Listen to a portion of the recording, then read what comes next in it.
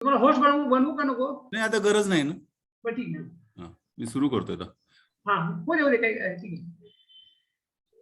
अजून लोक बरेच जॉईन होत आहेत. आज शनिवार रविवार म्हणजे थोडं रिलॅक्स असतं. जरा कमीच येतात लोक. नाही, उद्या थोडे उशिरा येतात बरेच. ठीक आहे.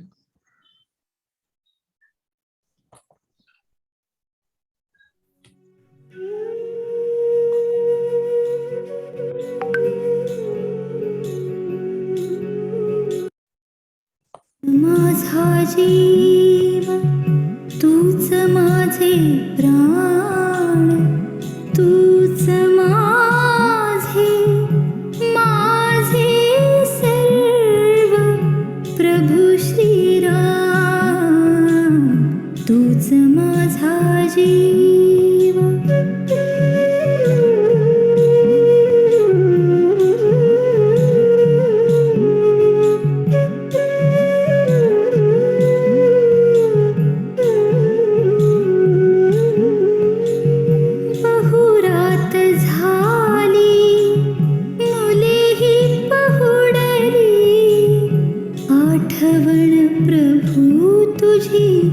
माझ्या मनी स्फुरली, लव कुशले करे जणू चंद्र तारे, तुझे गीत गाती तरीही तू अज्ञात,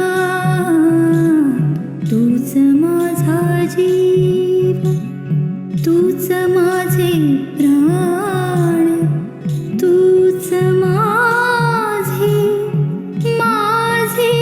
सर्व, प्रभू श्रीराम तूच माझा जीव.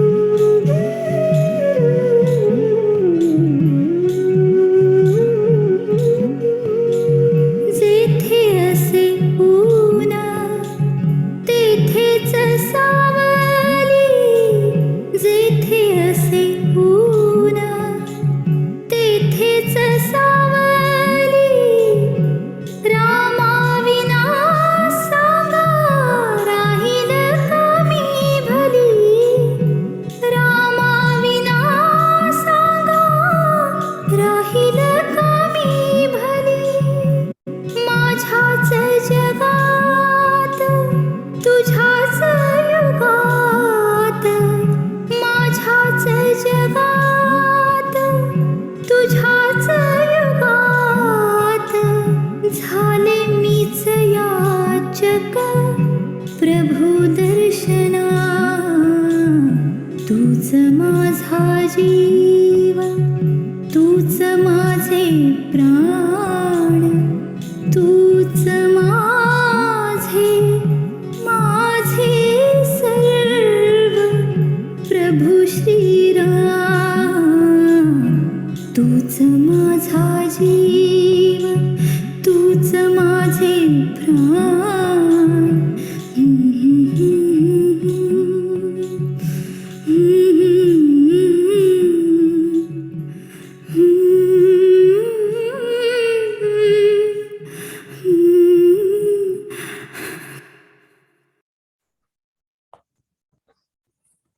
नमस्कार सर. जय श्रीराम. नमस्कार.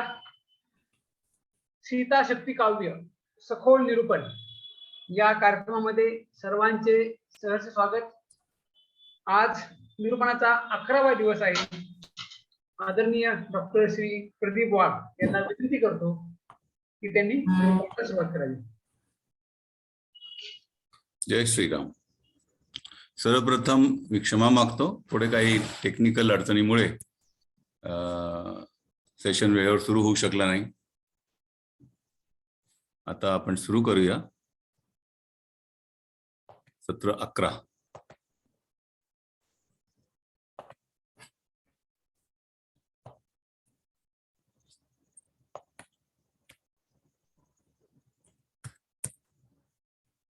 सीता शक्ती काव्यामध्ये आपल्या सर्वांचे स्वागत आहे. सीता मातेचा आशीर्वाद, सद्गुरू दत्त चिले महाराजांचा आध्यात्मिक प्रसाद. सीता शक्ती काव्य. त्या सर्व लोकांचे आभार आहेत. माझी संस्था DIS ज्यांनी हे सगळे त्यातले व्हिडिओ फिल्म्स, ऑडिओ वगैरे बनवले आहेत. यतीन सर, करंजकर सर, शलाकाताई, प्रीतीजी, मंगलाताई वगैरे आणि इतर व्हॉलेंटियर्स. अजूनही कोणी व्हॉलेंटियर होणार असेल तर आमच्याकडे जरूर तुमची नावं कळवा. सर्व साधकांचं स्वागत. तणावमुक्त जीवन, योग वसिष्ठ आणि आलेले सर्वच पाहुणे सर्वांचे पुन्हा स्वागत. आज आपण सर्ग 13 जीवन चक्र हे घेणार आहोत. आपल्याला माहिती आहे की सीता आणि लवकुश हे वनात राहत होते. तर वनातलं जीवन कसं होतं बाबा? तपोवनात वनपक्षी, तपोवनात वनपक्षी येती, लवकुश प्रेमे खाऊ घालती, घेऊन त्यांना खांद्यावरी, खेळ खेळती विविध परी.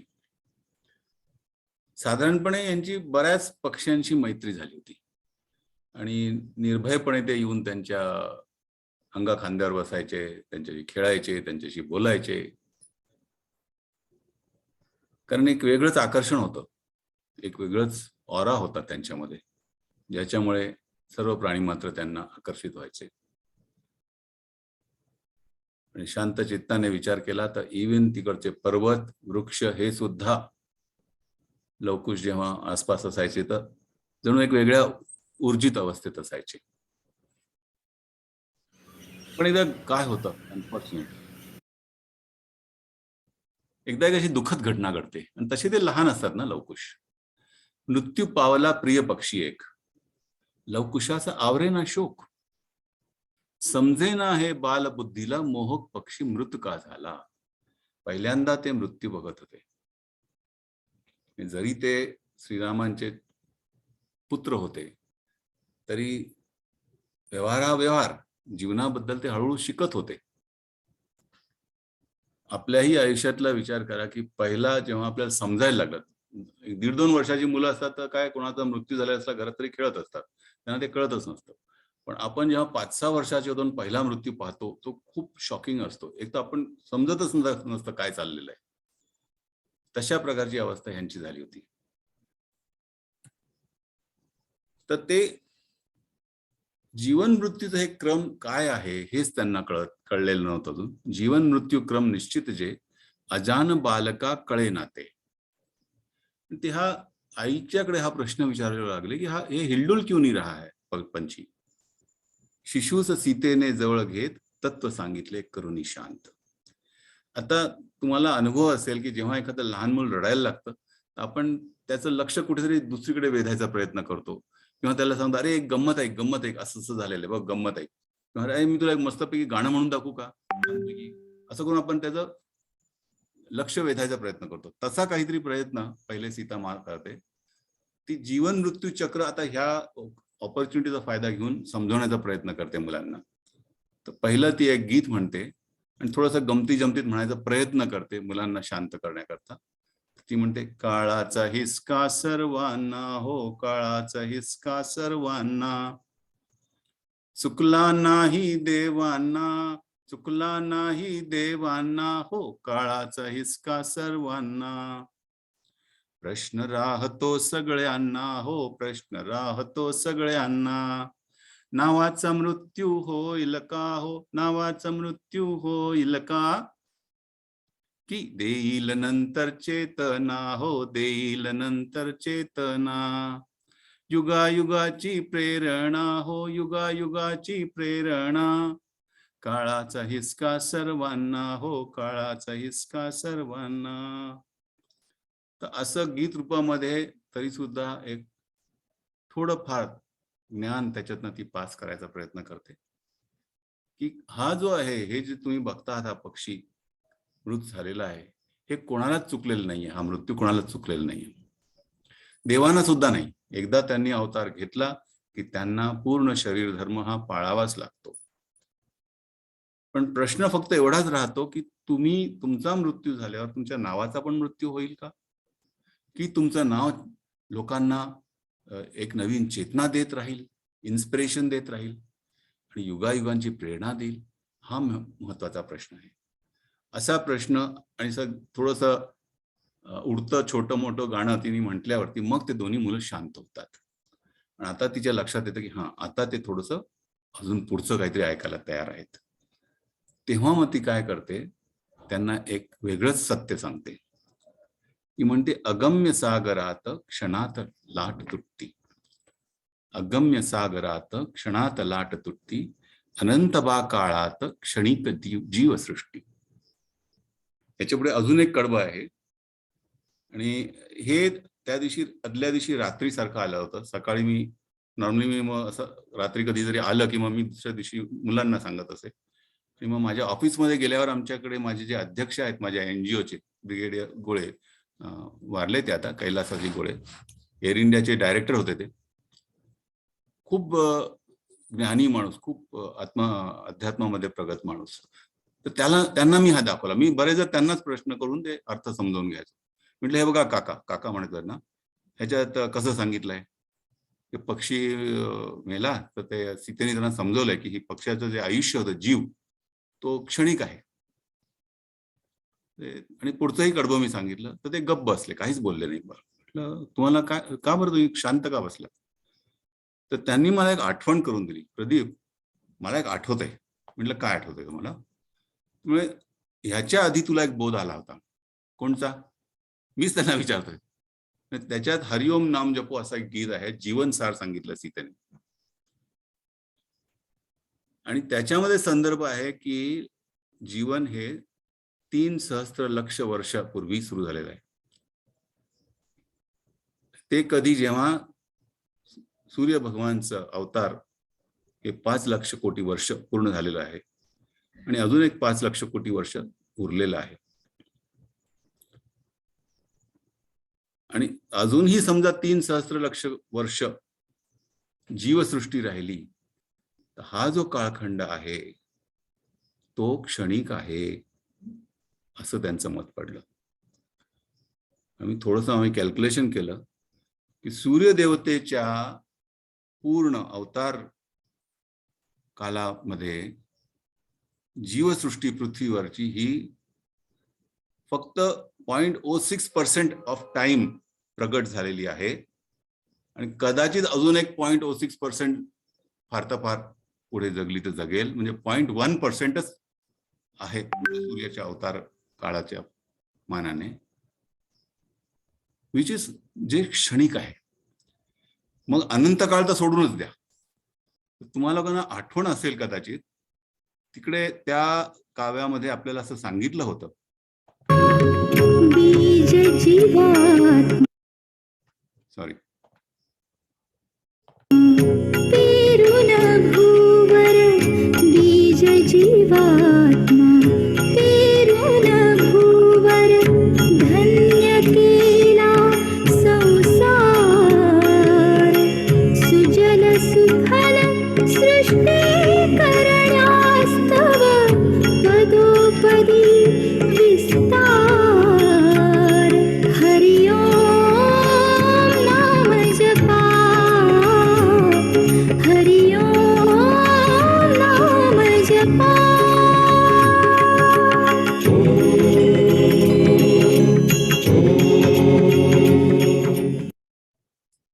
आठवलं कोणाला? तो जो कालावधी आहे जीवसृष्टीचा, पहिला युनिसेल्युलर जीव परमेश्वराने पेरला, तिथून त्याची उत्क्रांती झाली, आज मनुष्य निर्माण झाला, ते पूर्णपणे ही जेव्हा सायकल पूर्ण होईल, ती तो जो काळ आहे तो अनंत काळाच्या मानाने क्षणिक आहे, असं त्याच्यामध्ये. ती एकदम हाय लेवलला गेली कुठेतरी. सुरुवात ती थोडीशी केली, छोटीशी, आणि नंतर कुठल्या तरी वेगळ्याच लेवलला गेली.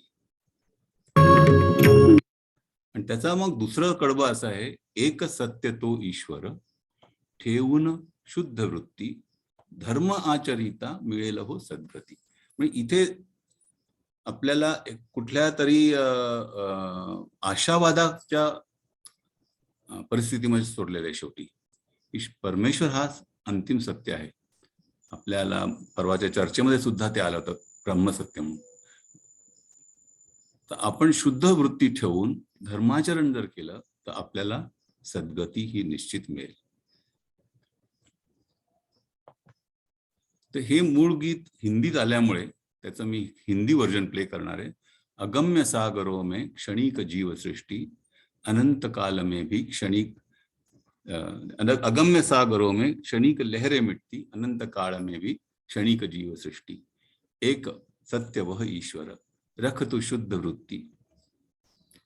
आपण ते बघूया आता.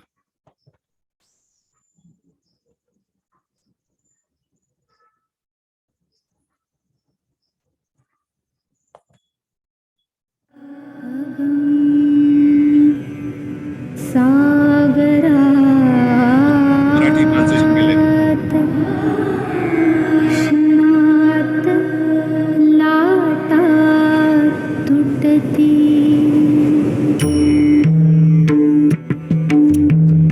अगम्य सागरात क्षणात लाटा तुटती, या काळात अनंत या काळात क्षणिक जीव सृष्टि, क्षणिक जीव सृष्टि, एक सत्य तो ईश्वर, ठेवून शुद्ध वृत्ती, धर्म आचरिता मिळेल सद्गती.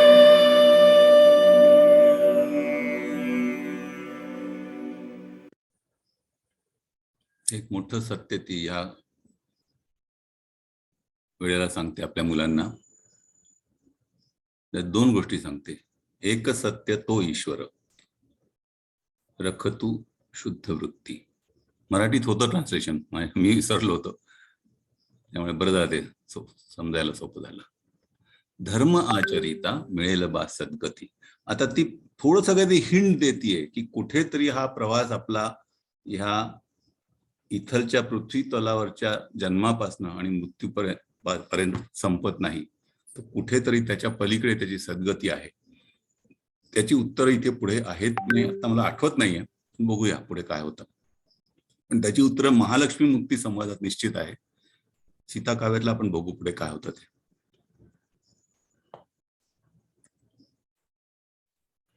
आता थोडी मुलं सावध झाली आहेत आणि शांत झाली आहेत. काहीतरी नवीन कळलेलं आहे त्यांना. आता त्या आईच्याकडनं अजून ऐकायला तयार आहेत. तर तिने जसं पहिले गंमत जमत करून काहीतरी समजायचा प्रयत्न केला होता, मग सिरियस झाली, आता परत गंमत जमत वरती आली आणि ती मग त्यांना हे गाणं म्हणून दाखवते.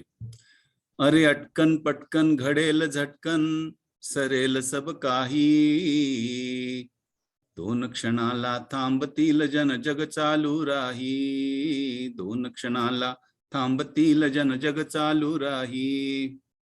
केले जे जे कधी न नेले, केले जे जे कधी न नेले, सच आहे भाई. वेल स्मृतींचा सोडून जावा, वेल स्मृतींचा सोडून जावा, हरदम तो राही. वेल स्मृतींचा सोडून जावा, हरदम तो राही. वेल स्मृतींचा सोडून जावा, हरदम तो राही. जय श्रीराम.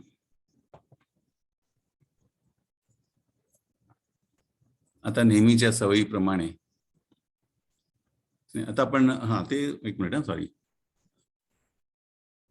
हे ऐकल्यावरती आता प्रत्येक सर्गामध्ये किंवा प्रत्येक प्रश्नाचं विवेचन झाल्यावरती आपल्या आई बरोबर लवकुश त्यांच्या मनाला काय समजलं उमजलं हे सांगायचा प्रयत्न करतात. तर इथे त्यांच्या ह्या 4 ओळींवरती हा सर्ग संपतो जीवनचक्राचा. ते हिंदीत आलं होतं पण त्यात मराठी आधी वाचतो, मग मी हिंदीत वाचतो. झोपेतून जागून पाहे मृत्यूलोकचे जीवन, लोका पलीकडेही अमृत तत्व संजीवन. एवढ्या 4 ओळीमध्ये ते पूर्ण सायनॉप्सिस करतात की आतापर्यंत त्यांनी आईकडनं काय ऐकलं होतं, त्यातून त्याचं काय आहे. तर ते हिंदीमध्ये जेव्हा गायलेलं आहे, परत ते लक्षात ठेवलं पाहिजे की ते कुठेतरी हिमालयामध्ये आहेत आणि ती गाण्याचा ढंग थोडा वेगळा आहे. मला पूर्णपणे कॉपी नाही करता येते तो, पण आनंद घेऊया त्याचा. ते म्हणतात शांतपणे ऐका. आणि तुम्हाला मी हे सुरुवातीला सांगितलं होतं की त्यांच्या बरोबर वन सुद्धा प्रतिसाद देतं आणि वायू सुद्धा साथ देतो.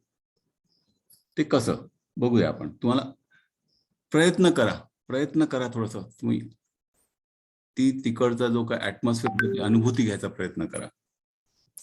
सोता जागे जगमा देखे,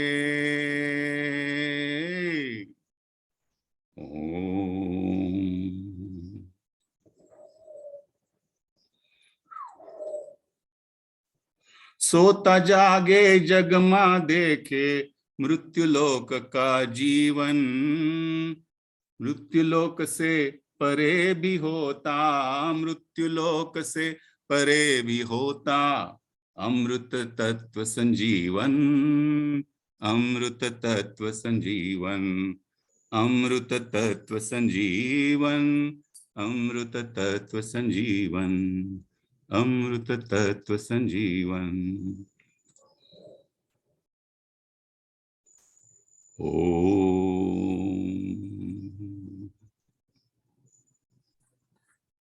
ओम शांति शांति शांति. इति सर्ग 13. वाघ सर, ह्या काव्याचा अर्थ सांगता येईल का? हो, अरे नाही, मला वाटलं मराठीत सांगितल्यामुळे. मराठीचा अर्थ मराठीत मला नाही समजला. अच्छा.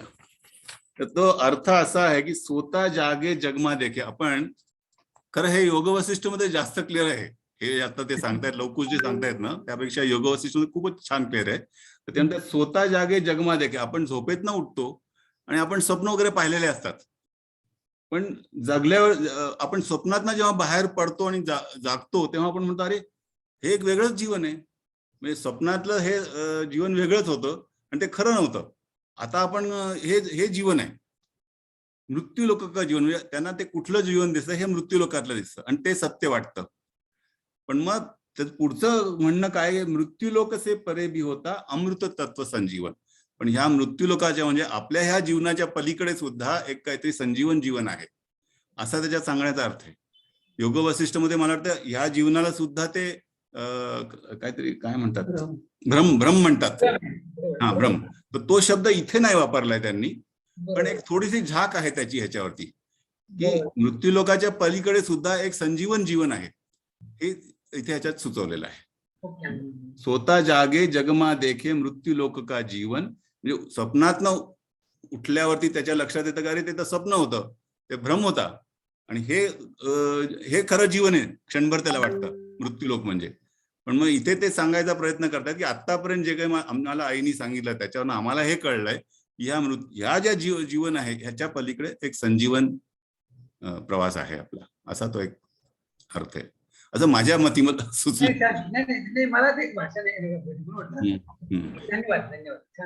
इनफॅक्ट आपल्या नंतरच्या चर्चेमध्ये कोणाला काही विचार मांडायचा असला या विषयावर जरूर मांडा, कारण तो काय आहे, मृत्यू नंतरचं संजीवन जीवन वगैरे म्हणजे काय हे तसं कळणं कठीण आहे. कारण ते परमेश्वरांनी आपल्यासारख्या लोकांना ती बुद्धी दिलेली नाहीये ती ग्रास्प करण्याची. पण ह्या लोकांना माहित असतं, बरेच जे अवतारी पुरुष असतात त्यांना ते माहित असतं, त्यांना ते पुढचं माहिती असतं. आपण आता शांतपणे पुढे जाऊया. आपल्याला रुचेल पचेल त्या लेवलने आपण पुढे जाऊया. आपण आता व्यवस्थित सांगितलं त्यामुळे बरं छान. थँक्यू. पुढचा सर्ग आहे सर्ग 14, सत्कर्म. तर नेहमीच ठरल्याप्रमाणे लवकुश आईला वेगवेगळे प्रश्न विचारत असतात. सत्कर्म लता कशा ग असती, त्यांचा हा पुढचा प्रश्न आहे. कशा जन्मती आणि वाढती. सत्कर्म कसे व केवी करावे, आई ग आम्हा सांगावे. असा प्रश्न ते आपल्या आईला करतायत. सत्कर्म लता कशा ग असतील, लता म्हणजे सत्कर्माचे जे काही फुलोरे आहेत, वाढणारे शृंखला म्हणूया, त्या कशा वाढतात, ते कसं करावं, आणि ह्याच्याबद्दल सगळं आम्हाला सांगायचं. म्हणजे बेसिकली सत्कर्म म्हणजे काय, असा त्यांचा प्रश्न आहे. आता ही फार सुंदर ह्याच्यात सांगते. आधी स्मरावा परमेश्वरू, सकल जनांचा कल्पतरू, कर्तव्यनिष्ठ होनी सत्कर्म साधावे, कर्तव्यनिष्ठ होनी सत्कर्म साधावे. असं सोप्या ह्याच्यात पण फार गहन एक विचार ती मांडते की आधी परमेश्वराचं स्मरण करा, जो सगळ्या जगाचा, सगळ्या लोकांचा कल्पतरू आहे. त्यांची सगळे इच्छा तोच पुरू शकतो. जगामध्ये जर काही पुरू शकेल असेल तर तो परमेश्वरच आहे. पण आपण कर्तव्यनिष्ठ होऊन सत्कर्म साधावे, असा ह्याच्या मागे विचार आहे. ह्या सगळ्याच काव्यांमध्ये, गुरुप्रसादामध्ये कुठेही कर्तव्य सोडायला सांगितलेले नाहीयेत. भगवद्गीतेत सुद्धा आता मी जे आमचे अत्रे सरांबरोबर फॉलो करतोय, कुठेही तुमचं कर्तव्य सोडा किंवा कर्म सोडा असं सांगितलेलं नाहीये. तेच सीता माता पण आपल्या मुलांना समजवते, कर्तव्यनिष्ठ होऊन सत्कर्म साधावे. आणि मग ती त्यांना सत्कर्म विचारतात ना, सत्कर्म म्हणजे काय असतं, कसं असतं. एक फार परत सुंदर गीत म्हणते ती. ऐसे सत्कर्मांचे गुण, ऐसे सत्कर्मांचे गुण, फेडितो समाजाचे ऋण. ऐसे सत्कर्मांचे गुण, फेडितो समाजाचे ऋण. सर्व म्हणी जो आपुले, सर्व म्हणी जो आपुले, तया सन्मार्ग रुजले. ऐसे सत्कर्मांचे गुण, मनामध्ये देव सुख समाधान, मनामध्ये देव, मनामध्ये देव सुख समाधान.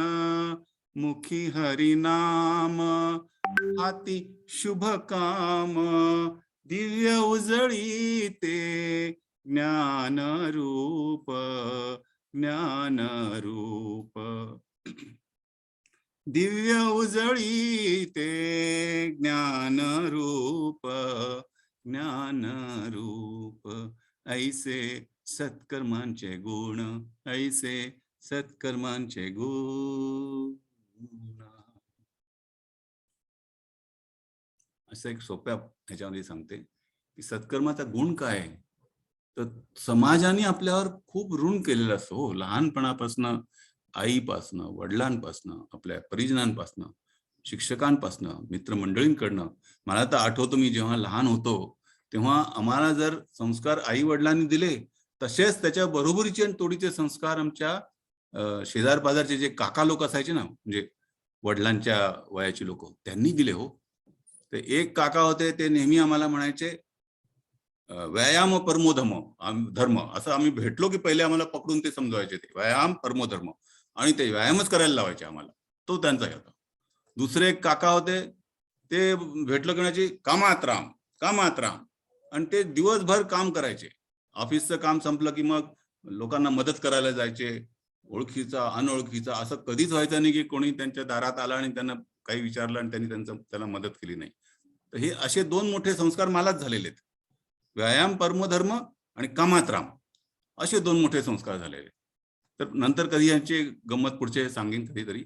पण ऐसे सत्कर्मांचे गुण, फेडितो समाजाचे ऋण. आणि जो सर्वा म्हणी जो आपुले, तया सन्मार्ग रुजले. तर ह्या काका लोकांना काय गरज होती आम्हाला लहान मुलांना व्यायामाला लावायची, किंवा आम्हाला असा मंत्र द्यायची कामात राम, कामात राम. पण अशा लोकांना सन्मार्ग रुजले. त्या लोकांचे मी स्वतः माझ्या डोळ्याने त्यांचे जीवन बघितले. एका योगासारखे ते जीवन जगले. ते काही कुठे घरदार सोडून नाही गेले की रामराम करत बसले नाही, उद्योग आपलं काम करत राहिले. सर्व म्हणी पण सर्वांना आपलं म्हणतं त्यांनी, तया सन्मार्ग रुजले. मनामध्ये देव सुख समाधान, मुखी हरिनाम, हाती शुभ काम. फार सोपा मंत्र आहे हो, फार सोपा मंत्र आहे. आणि असं जर केलं तर दिव्य उजळी ते ज्ञानरूप, तुम्हाला ज्ञान मिळेल. हे जे ज्ञानाच्या मागे आपण लागलेलो असतो, ज्ञान ज्ञान ज्ञान, अरे पण मनामध्ये देव सुख समाधान, मुखी हरिनाम, हाती शुभ काम ठेवा, ज्ञान आपोआप तुमच्या ह्याच्यामध्ये उजळेल, असं ह्याच्यामध्ये सुचवलेलं आहे. ऐसे सत्कर्मांचे गुण. जय जय सीताराम. गंमत अशी झाली की मी आज हे जेव्हा पीपीटी बनवत होतो आणि अचानक मला गुगलवरती हे बाहेर पॉपअप होतात ना काही गोष्टी, तर सद्गुरु श्री श्री रविशंकरजींचं हे एक वाक्य मला तिकडे सापडलं. Let my hands be of service to people, let me earn wisdom through my hands, let my hands do good work. अहो, ह्याचा एक शब्द त्या सीता मातेच्या त्या काव्यासारखा, शब्द तसा आहे. लक्षात येते का तुमच्या? हा अनुभव मला पुष्कळदा आला की ह्याच्यात काहीतरी लिहून झालं आणि शब्दशः तशी गोष्ट दुसऱ्या कुठल्या तरी सद्गुरूंनी महात्म्यांनी म्हटलेली आहे, किंवा आपल्या कुठल्या भगवद्गीतेत सुद्धा तसं सापडलेलं आहे.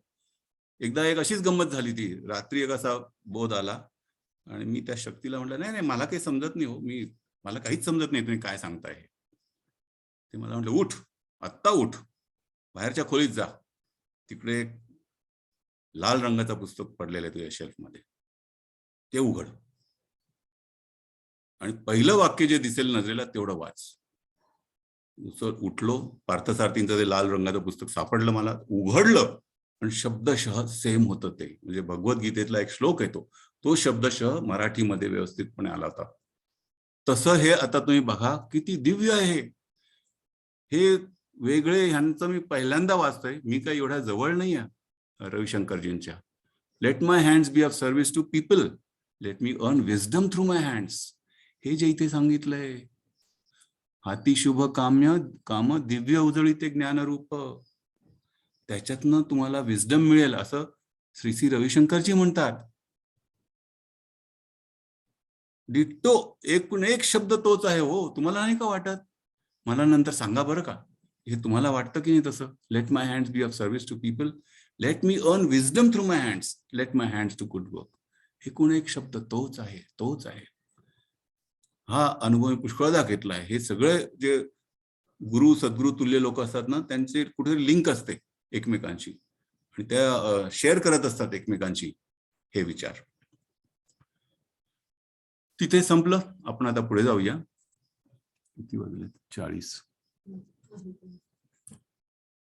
सत्कर्मांचे प्राण. इथे सीतामाता अजून थोडं नेते आपल्याला, आणि सत्कर्मांचा प्राण काय आहे एक छोटस रूपक ती देते आणि ती सांगते, कोट्यावादी पाखरे भेटी नाना फुले, कष्टाच्या पिका देई सोनियाचे दाणे. सोपं उपमा आहे ती. आपण कधीही कोणी विचार केला नसेल की एखादा शेतकरी जेव्हा शेतामध्ये पीक पेरतो, त्याला फुलं येतात, हो त्या फुलांना परागीभवन करणारा कोण असतो? शेतकरी नसतो. कुठून ते पाखरं येतात? हजारोच्या संख्येने कुठून निर्माण होतात, येतात, त्यांचं काम करतात, निघून जातात आणि छान छान पीक येतं. आजकाल ते होऊ लागलं की ते बीहाइव्हचे हनीनेस वगैरे ठेवू लागले आणि कळू लागलंय लोकांना. पण कोट्यावधी पाखरे भेटी नाना फुले, कष्टाच्या पिका देई सोनियाचे दाणे. अशी सुंदर एक उपमा दिली ती की जो कोणी कष्ट करेल, जो शेतकरी कष्ट करेल, आपलं काळी आईल त्याला नांगरेल, पेरेल, त्याला पाणी देईल, खत देईल, त्याच्या पिकावरती कोट्यावधी पाखरे येऊन त्याचं काम करतील. दिधले का कोणी पाखरांची दाम? त्या कोणी पाखरांना विचारतं तरी का, अरे बाबा धन्यवाद तुम्ही आमचं काम केलं. दिधले का कोणी पाखरांची दाम, माणसाचे ते करी नकळत काम. ते नकळत माणसाचं काम करत असतात, पण कोणीही त्यांना दाम देत नाही, कोणी धन्यवाद पण म्हणत नाही. हेची ईश्वराच्या प्रेमाचे प्रमाण. कसं वाटतं तुम्हाला? हेची ईश्वराच्या प्रेमाचे प्रमाण. सत्यकर्माचा तोच असे प्राण. आतापर्यंत जे काही मातेनी सत्यकर्म सांगितलं, सत्कर्म आपल्या मुलांना, त्याच्यात ती काय सांगते की अरे तुम्ही जे सत्कर्म कराल त्याचा प्राण हा ईश्वरच असणार आहे. हेची ईश्वराच्या प्रेमाचे प्रमाण, सत्यकर्माचा तोची असे प्राण. ही अनुभूती तुम्हाला बा नाही आली असेल. तुमचं जर एखादं उद्दिष्ट खूप शुद्ध आहे तर तुम्ही निश्चिंतपणे पुढे जा. तुम्हाला जगभरचे रिसोर्सेस तुमच्या मदतीला येतील. बघा, जगभरचे रिसोर्सेस येतील, कारण तुमच्या प्रयत्नांमध्ये परमेश्वर आहे. हेची ईश्वराच्या प्रेमाचे प्रमाण, सत्यकर्मांचा तोची असे प्राण, तोची असे प्राण.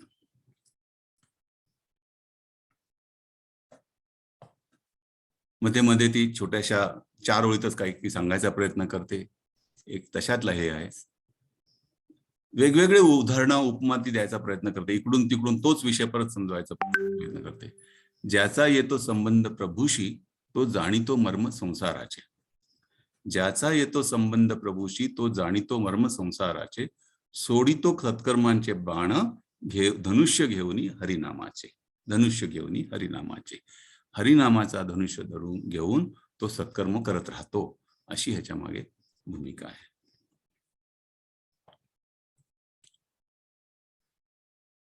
हरीचे काम, देवाचे काम काय आहे, कसे आहे, हे आपण आता कोण सांगताय आपल्याला?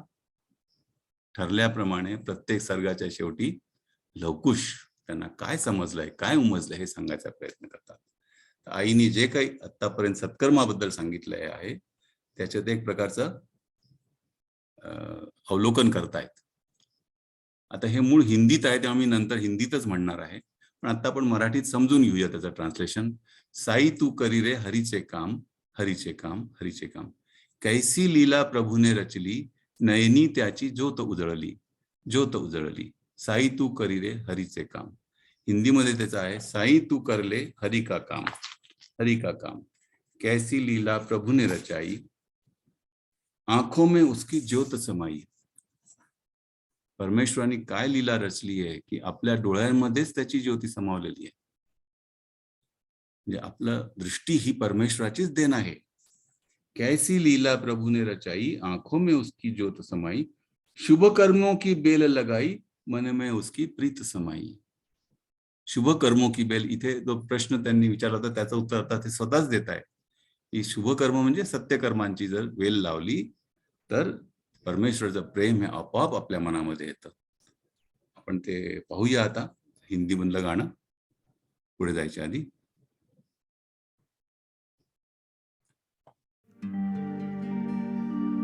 साई तू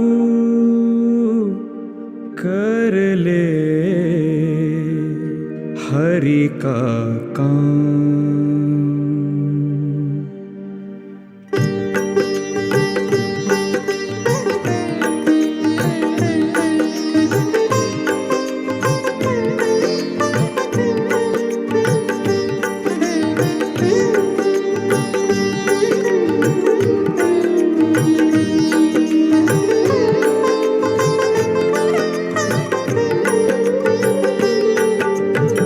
साई तू कर ले हरि का काम. साई तू कर ले हरि का काम. हरि का काम, हरि का काम. साई तू कर ले हरि का काम.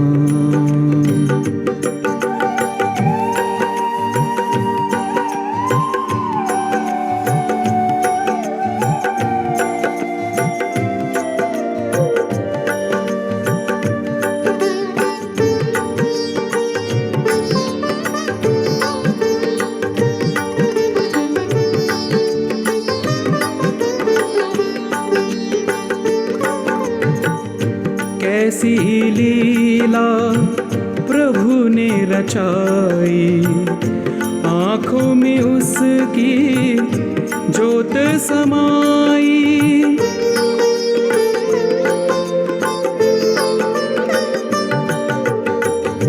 कैसी लीला प्रभु ने रचाई, आँखों में उसकी ज्योत समाई, ज्योत समाई।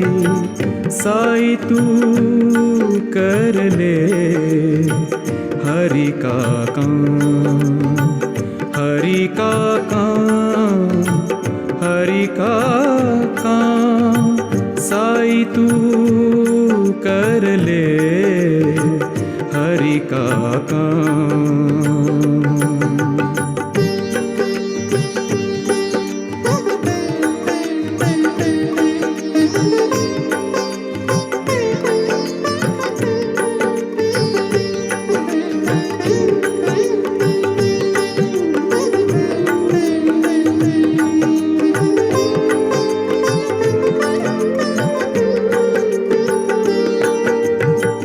शुभ कर्मों की बेल लगाई, मन में उसकी प्रीत समाई।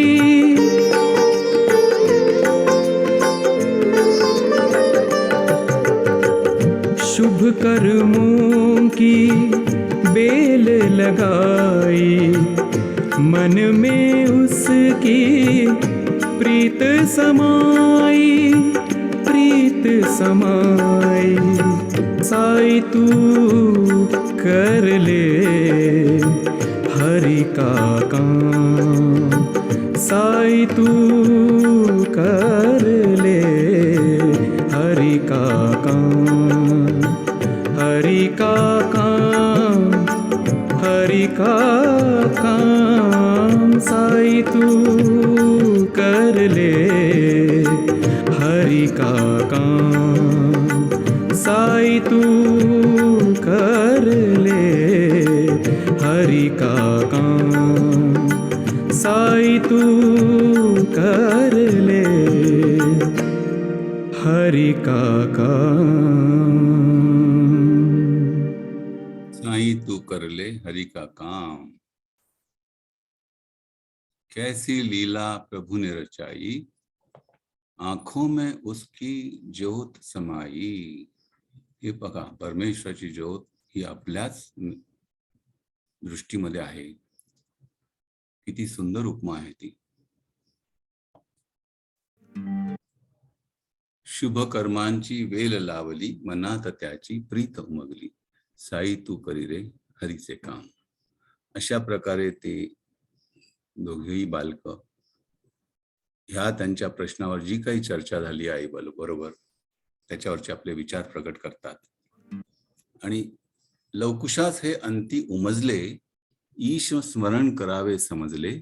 मनी विचार धर्म पालनाचे, सत्कर्म हेच लक्ष जीवनाचे. आता हा विचार त्यांच्या मनामध्ये पक्का स्पष्ट झाला होता की ईश स्मरण पाहिजे, मनी विचार धर्म पालनाचे पाहिजेत, धर्म आणि सत्कर्म हेच लक्ष आपल्या जीवनाचं पाहिजे. आणि मग त्याचं एक आश्चर्यकारक अगदी 3 शब्दामध्ये ते समरी करतात. ती फार सुंदर, मला खूप आवडते ही. माझ्या मनात मी नेहमी म्हणतो, कारण ती खूप सोपी आहे. ती अशी समरी आहे, शांतपणे ऐका, शांत चित्ताने ऐका. हे आपलं शेवटचं प्रकटन आहे आता आजचं. सदैव करता सत्कर्मे, असंच ते प्रकटन झालेलं आहे त्यावेळेस. सदैव करता सत्कर्मे, सतवचनी सदचित्ते लाभती, सदचित्ते लाभती. सदैव करता सत्कर्मे, सत्कर्मे, सत्कर्मे, सतवचनी, सतवचनी, सतवचनी. सदचित्ते लाभती सदचित्ते लाभती सदचित्ते लाभती। ओम शांति शांति शांति।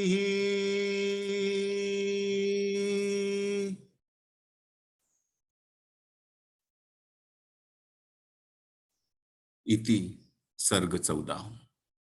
आपलं आजचं व्याख्यान इथे संपलेलं आहे. थोडंसं लांबलं असं वाटतंय मला. नाही लांबलं. आता सत्र 12 आहे 2 मेला असणारे. सर्ग 15 त्रिगुण वरती. कृपया कोणीही चुकवू नका. तो आपला ह्या काव्याचा चौथा आधारस्तंभ आहे. अवश्य आपण बघा. त्याच्यामध्ये साक्षात शंकर भगवान ह्या दोन्ही मुलांना बघायला येतात. आता ते कसे येतात, सीता मला काय होतं तिला कळतं की नाही कळत. बराच वेळ त्या कळतच नाही कोणाला की कोण आलेला आहे. आणि कळेपर्यंत ते खूप मोठं एक काहीतरी विचार सोडून जातात. आणि हे जे 3 काव्य आली ना, सीता, राधा, महालक्ष्मी, ह्या 3 काव्यांचं काय नेमकं स्वरूप आहे हे शंकर भगवानांनी येऊन सांगितलं असं एक मला वाटलं. आणि तुम्हाला आठवत असेल की एक अगस्त कुमार म्हणून आले होते बघा आपल्या पहिल्या रजिस्ट्रेशनला. ते आता फार मोठे ऍक्टर होऊन गेलेत, फार मोठा प्रोड्युसर झालाय. तो आधी माझ्या ऑफिसमध्ये कामाला होता आणि त्यांनी हा प्रसंग सांगितलेला आहे की एक दिवशी सर, म्हणजे तो मला सर म्हणतो, अचानक ऑफिस में और कहा कि दरवाजा बंद कर लो और लिखो मैं क्या बता रहा हूं. कारण त्यावेळेस ते प्रस्फुटित होतं आणि ते हिंदीमध्ये प्रस्फुटित होत होतं आणि एका बैठकीत 10 पानं लिहून झाली होती ती. तो विलक्षण प्रसंग आहे. मिस करू नका. काहीतरी नवीन तुम्हाला आपल्या सगळ्यांनाच कळेल. मी सगळ्यांनाच म्हणतो, इन्क्लुडिंग माय सेल्फ, कारण मी सुद्धा शिकत असतो त्याच्यातनं. अवश्य सगळेजण या. 2 मे आहे. त्यावेळेस फारसे व्हिज्युअल्स नसतील, फारसे व्हिडिओ नाही आहेत, फक्त वाचनावरती भर असणार आहे त्यावेळेस. आणि तो कदाचित मी जसं आधारस्तंभवाले मी जे असतात ना एपिसोड, ह्यांनी मी 2-3दा रिपीट करतो. आपण 2-3दा रिपीट करणार आहोत त्या दिवशी. पण त्याच्यातलं सगळं मर्म आपल्याला शिकायचंय. खूप त्याच्यामध्ये ज्ञान दिलेलं आहे भगवान शंकरांनी. आता हा स्क्रीन शेअरिंग थांबवतो. करंजकर सरांना रिक्वेस्ट करतो की कोणाचे काही प्रश्न असले, विचार असले मुख्य म्हणजे, तर अवश्य प्रगट करा. धन्यवाद.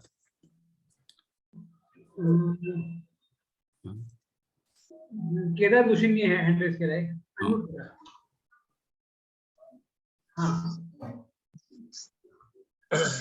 जय श्रीराम. जय श्रीराम. दर्शन झालं, बरं वाटलं देवा.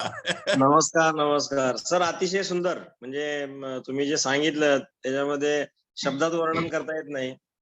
आणि सर्वात छान म्हणजे तुम्ही ते कामात राम जे शब्द बोललात, किंवा व्यायामाची जे काय तुमच्या काकांनी तुम्हाला जे काय लहानपणापासून जी प्रेरणा दिली, व्यायाम परमधर्म, व्यायाम परमधर्म आणि कामात राम, हे 2 शब्द तुम्ही सांगितले. 2 मोठे संस्कार झाले माझ्यावरती. मोठे संस्कार झाले. मला माझ्या आईची आठवण आली. आमची आई नेहमी म्हणायची की माझं नाव केदार, तर ती लहानपणापासून मला म्हणायची की केदार, माणसाला काम गोड आहे, माणूस गोड नाहीये. त्यामुळे ती सतत कामात असायची. अच्छा, काम गोड. आणि फार छान संस्कार त्यामुळे माझ्यावरही झाले. फार छान वाटलं. आणि अतिशय सुंदर गाणी आणि लयबद्ध रीतीने कार्यक्रम चाललाय सर. खूपच धन्यवाद. सद्गुरूंची कृपा म्हणायची, सद्गुरूचा प्रसाद आहे. माझं म्हणणं आहे, अच्छा एक तुम्हाला एक गुपित सांगतो. सगळी काव्य जेव्हा प्रकट झाली, खूप वर्ष लागली बघा, 20 वर्ष लागली आहेत त्या आता पब्लिकमध्ये येण्याकरता. करंजकर साहेबांनी आणि जतीन सरांनी त्याच्यावरती आशीर्वाद दिलाय, म्हणून आज ते पुनरावृत्त.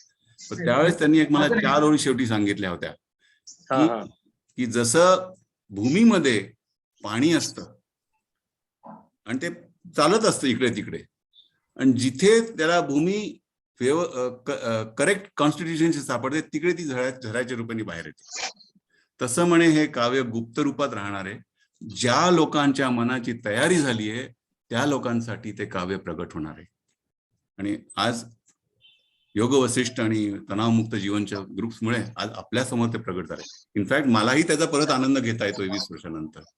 20 वर्ष लागली त्या काव्याला पुन्हा प्रगट व्हायला झऱ्यासारखं. तर केदार साहेब धन्यवाद तुमच्या.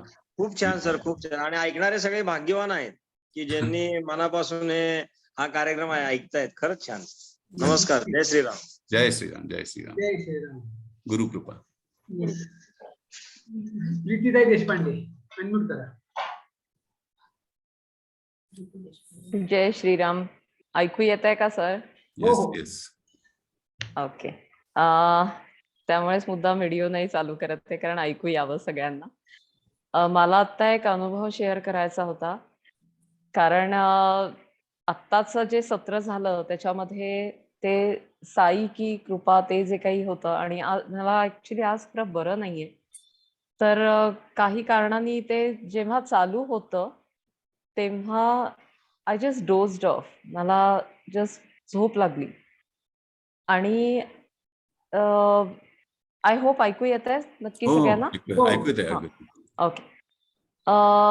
सो त्यावेळेस सर काहीतरी एक अद्भुत, म्हणजे चमत्कारच म्हणायला लागेल किंवा दृष्टांत, मला माहित नाही काय म्हणायचं त्याला, पण I just state whatever came to me. तर ते गाणं, म्हणजे ते पद चालू झालं आणि मला लिटरली खूप मोठा शंख दिसला, आणि त्या शंखाच्या आतमध्ये अनेक पृथ्वी आणि त्यातल्या कुठल्या तरी एका पृथ्वीमध्ये आपण आहोत असं दिसलं. आणि एका क्षणात त्या सगळ्या पृथ्वी अशा छोट्या छोट्या सगळ्या पृथ्वी होत्या, आणि त्या मोठ्या शंखाच्या बाहेर आल्या, आणि तो जो स्वर जो चालू झाला पदाचा, तर ते ओंकारासारखं ते ऐकू आलं, आणि मला एकदम हुंदका फुटला आणि जाग आली. So whatever it was a bliss, a shear bliss. ते का दिसलं, कसं दिसलं, काय एक्झॅक्टली त्याचा अर्थ आहे, मला काहीही कळत नाहीये.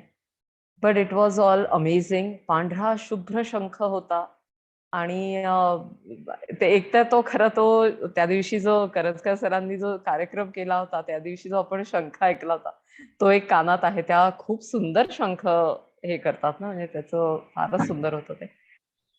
So whatever it was, I just wanted to say this. म्हणजे खूप, म्हणून पहिल्यांदा तर याचं काय एक्सप्लेनेशन तुम्ही द्याल किंवा एक समाधान द्याल ते तुम्ही सांगा सर, काय होतं हे?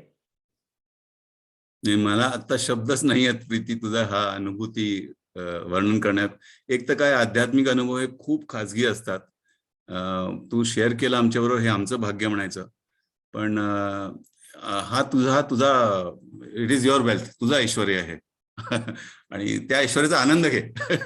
आणि जसं श्री रविशंकरजी त्यांच्याकडे जे परम ऐश्वर्य आहे त्याचे ते उधळण करून राहिलेत अख्ख्या जगभर, तसं ते हळूहळू ती एक वेळ येईल की तुला पण ते ऐश्वर्य आपल्या लोकांबरोबर वाटता येईल. त्यावेळेस ते वाटायचं, आनंदाने वाटायचं. Thank you so much sir, thank you. पण गुरुकृपाच आहे. हा, या अनुभूतीमध्ये कुठेही वैयक्तिक आम्हाला दखल देता येत नाही, ते तुमचे अनुभव आहेत. हे मला तेच वाटत होतं की मी हे सांगावं का नाही, कोणाला हसायला येईल, कोणाला वाटेल अरे ही काय बोलतीये, किंवा असंही. पण हा ग्रुप एक्झॅक्टली, हा ग्रुप इतका इंटॅक्ट आणि अध्यात्माच्या वाटेवर आहे की कोणी असं त्याचं हे नाही करणार. म्हणजे एक्झॅक्टली, जर नसेल समजलं किंवा काय आहे हे, तर निदान फक्त समजून तरी घेतील की ओके काहीतरी अनुभव आला हिला, ही अनुभूती आहे का काय आहे. खूप ज्ञानी लोक आहेत, कोणी इतरही जण त्याचं इंटरप्रिटेशन करू शकतील. एक्झॅक्टली. हो, त्यांना विचारू आपण. कोणी असेल तर अवश्य. Thank you sir. धन्यवाद. ठीक आहे, अजून कोणाला काही बोलायचं?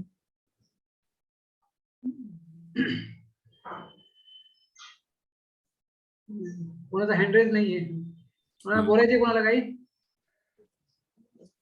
ठीक आहे. आज शलाका जॉईन झाली नाही वाटतं. नाही, आज तिकडे कोर्सला आहेत. ठीक आहे.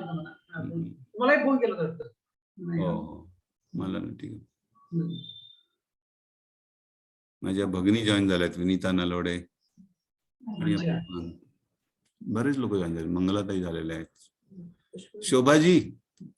शोभा पंजी, जरा सुनिए मैं क्या कह रहा हूँ. मैंने आपको एक व्हाट्सएप मैसेज भेजा है, आपने पढ़ा नहीं है वो, आपके पंत साहब के लिए था वो. फोन नाही केला, कॉल करायचा. मी अजून पाहिला नाही, पाहते. तो का पाठवला, कारण त्यांचं जे लवकुशचं जे मी गाणं म्हणणार होतं ना, होता जागे जगमा देखे, ते त्या परत उत्तराखंडच्या स्टाईल वरती आहे. पण मला ते झेपत नव्हतं, म्हणून मी त्यांना विचारलं होतं की हे बरोबर आहे का मी ज्या पद्धतीने गातोय. तो मेसेज मध्ये मी ते रेकॉर्डिंग पाठवलेलं आहे, ते त्यांना दाखवा त्यांचे अच्छा, मी करेक्शन दाखवते उद्या हे सांगतील मग हा त्याच्याबद्दल. हा हा नक्की किंवा मग त्याच्यातनं करेक्ट रेकॉर्डिंग करून पाठवलं तरी चालेल, मला आवडेल मला. ठीक, मी सांगेन यांना. हा, कारण ते काय होतं, तो ढब आला पाहिजे त्या गाण्यामध्ये, ते ज्या हो, हो, ढबमध्ये बरोबर. गायलेले आहेत ते हा, ते वेगळं ढब. ऍक्च्युअल पहाडी नाही, अवधी अवधी आहे मध्ये ते. आहे ते, अवधी हा. भाषा, हा. अवधी. खूपच छान ऐकलंय ते, खूपच छान आहे. मला अजून दिसलं नाही. हा, ठीक आहे योग ना. वशिष्ठामध्येच टाकलंय का? नाही, तुम्हाला पर्सनल टाकलंय. पर्सनल टाकलं असेल, पर्सनल नंबर आहे, म्हणजे नंबर सेव्ह नाही, पर्सनल असेल. हा, तुम्हाला सरांनी दिला मला, Personal करण आहे. सरांनी पर्सनल. नंतर बघा. ओके बरं, ओके. अजून हो, कोणाचे मी काही आहेत पाहते ना? नंतर आणि हो सांग निश्चित, बिलकुल. हो, ओके. ठीक आहे. अजून कोणाचे काही? कोणाचं हे नाहीये. ठीक आहे, मग वी कॅन स्टॉप देन. चालेल, येस सर. धन्यवाद सगळ्यांना. सोमवारी परत भेटूया. धन्यवाद, धन्यवाद. जय श्रीराम. जमलं तर वाचून या तो सर्ग. जय. वेबसाईट वरती हो. आहे, सीता-राधा-लक्ष्मी.org वर. मग ते इझी जाईल समजायला. सर्वांना नमस्कार. नमस्कार. जय श्रीराम. जय श्रीराम. 2 मिनिटं द्या मला, करंजकर साहेब. हो हो.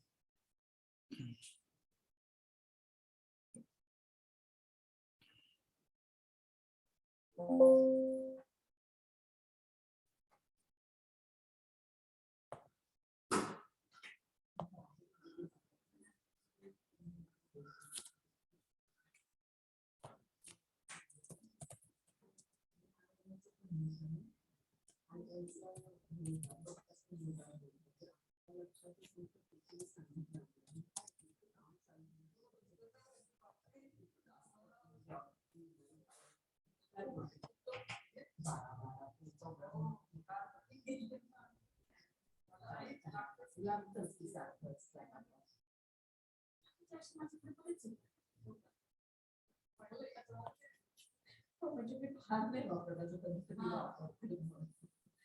छोटे छोटे त्यावेळेला असे बरेच करून ठेवले. माता तुकार आपल्याला काल त्यांचं हे ना, काल त्यांनी समाधी दिवस ना, काल्याचा प्रसाद. मग एकदम लक्षात आलं आणि मग त्यांना खिचडी त्यांना आम्ही बटाटा कढी केली. मला 2 दिवस मिळून सांगितलं चालू झाली होती ना, घरी बनवलं.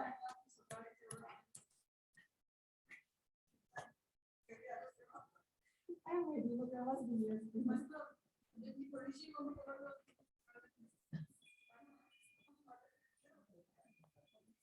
हा, झालंय करंजकर साहेब. नमस्कार सगळ्यांना. जय श्रीराम. जय श्रीराम. जय श्रीराम. सगळ्यांचे आभार.